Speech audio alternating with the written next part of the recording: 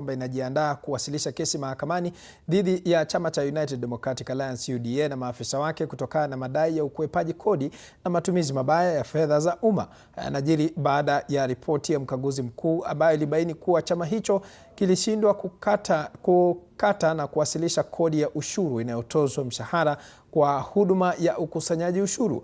Ukwepaji huu ukisababisha takriban shilingi milioni 69 za ushuru kutolipwa.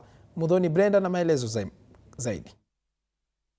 Baada ya ripoti ya mkaguzi mkuu kuonyesha kuwa chama tawala cha United Democratic Alliance UDA kilikwepa kuwasilisha kodi ya ushuru wa mishahara ya wafanyakazi maarufu PAYE, michango ya NSSF, SHIF na ushuru wa makazi nafuu kutoka kwenye mishahara ya wafanyakazi wa chama hicho, Tume ya Haki za Kibinadamu ya Kenya KHRC sasa imesema inalifikisha swala hilo mahakamani. Katika taarifa ambayo imetolewa Jumapili, tume hiyo imesema inachukua hatua za kisheria dhidi ya chama cha UDA na maafisa wake kwa usimamizi mbaya wa fedha za umma, kukiuka masharti ya kisheria na katiba, pamoja na kushindwa kutimiza wajibu wao wa ulipaji ushuru. Tume hiyo ikirejelea ripoti ya mkaguzi mkuu imeeleza kuwa UDA ililipa zaidi ya shilingi milioni 128 kama mishahara, lakini ikashindwa kwa maksudi kukata na kuwasilisha ushuru unaotozwa mishahara, hali iliyosababisha takriban shilingi milioni 69 za ushuru kutolipwa kwa miaka ya kifedha ya 2023 hadi mwaka 2024 na mwaka wa 2024 hadi mwaka wa 2025. Tume hiyo pia inasema kuwa chama hicho cha UDA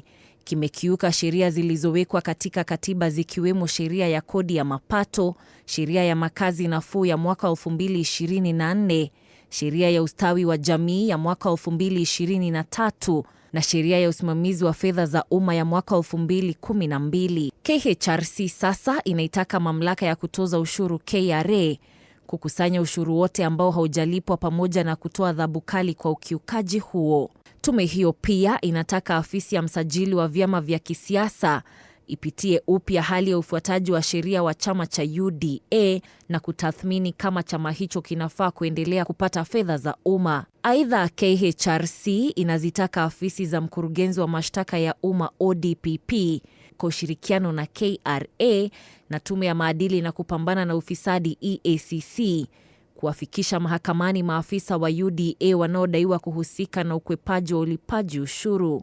Mudhoni Brenda, Runinga TV 47.